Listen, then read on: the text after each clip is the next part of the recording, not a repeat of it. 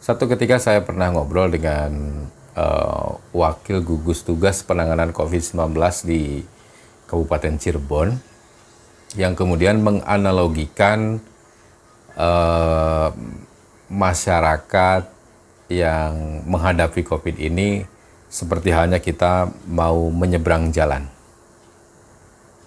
Siapapun yang akan menyeberang jalan, maka dia harus sadar bahwa dia punya potensi untuk tertabrak. Nah, maka siapapun yang hari ini misalnya di sebuah daerah, di sebuah desa sedang dikarantina, apakah semuanya punya potensi? Punya. Apakah semuanya akan terjangkit? Ya belum tentu. Tidak semua orang yang menyeberang jalan, walaupun dia punya potensi untuk tertabrak, tapi tidak semuanya bisa tertabrak. Bagaimana si orang tersebut bisa berhati-hati ketika dia menyeberang, begitu kan? Pun juga ketika misalnya wabah ini masuk ke desa-desa, masuk ke kelurahan-kelurahan, masuk ke keluarga-keluarga. Kalau kemudian pihak rumah sakit, pihak pemerintah memilih untuk mengkarantina satu keluarga atau mengkarantina satu desa, itu adalah bentuk pencegahan yang dilakukan oleh pemerintah yang sesuai dengan protokolernya. Tidak kemudian kita bisa mengeneralisir bahwa satu desa tersebut terinfeksi semua. Satu desa tersebut berpenyakit semua. Enggak juga. Fakta menarik juga, misalnya ada orang yang meninggal. Di desa saya itu semalam ya kalau nggak salah, itu meninggal. Dan rumah sakitnya tetanggaan sama saya ini. Karena saya di Bojong Cilimus rumahnya. Ramenya itu kan meninggal karena COVID. Padahal yang betul adalah almarhum ini PDP. Artinya beliau ini dalam kondisi dipantau. Dan faktanya adalah almarhum ini memiliki penyakit bawaan. Yang harus teman-teman ingat, rata-rata orang yang kemudian meninggal karena divonis COVID, itu tidak meninggal karena COVID-nya, tapi meninggal karena penyakit bawaannya. Maka kemudian COVID-19 ini lebih banyak menyerang masyarakat-masyarakat dengan usia beresiko tinggi, usia tua, renta, gitu ya.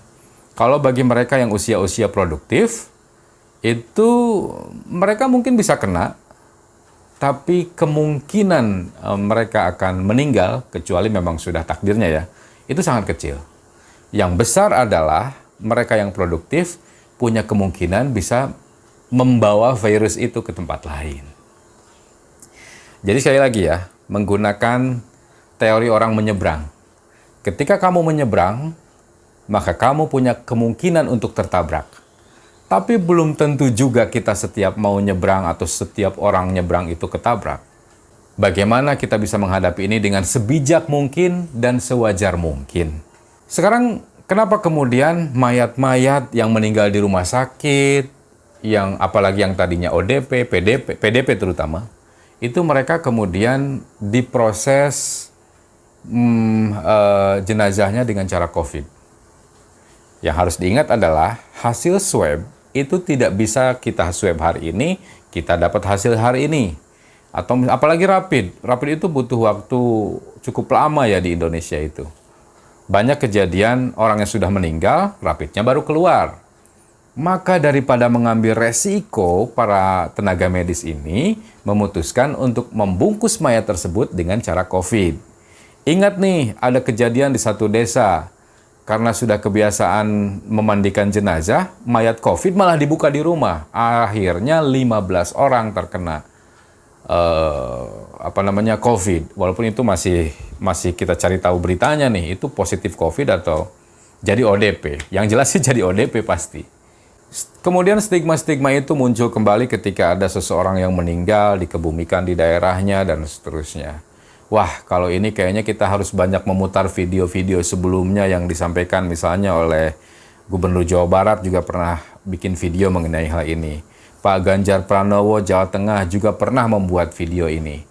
Teman-teman, kalau kemudian seseorang yang divonis positif COVID-19 meninggal, maka virus yang ada di dalam tubuhnya juga ikut meninggal karena inangnya meninggal. Nah, cuma setahu saya itu dari dokter gugus tugas ya yang pernah saya wawancarai, dia memiliki waktu sekitar 4 jam untuk segera dikebumikan. Maka sebelum 4 jam si jenazah ini harus segera dikebumikan. Maka sangat nggak rasional kalau kemudian orang menolak, oh jangan di sini, jangan di sini. Justru jadi durasinya jadi lebih panjang kan karena harus debat, karena harus jalan sana sini dan seterusnya. Belum lagi masyarakat nggak mungkin ikut menggotong kan. Ada kan video yang kemudian 2 orang petugas yang dia jatuh lagi kerandanya karena petinya karena masyarakat nggak bisa membantu gitu dalam kondisi seperti itu. Nah, jadi mereka hanya punya waktu 4 jam sampai kemudian si mayat itu dikebumikan. Jadi kalau misalnya ada mayat, itu COVID atau enggak, jangan dibuat rame, segera kebumikan dan selesai. Salam sehat dan tetap jaga kesehatan keluarga teman-teman semuanya.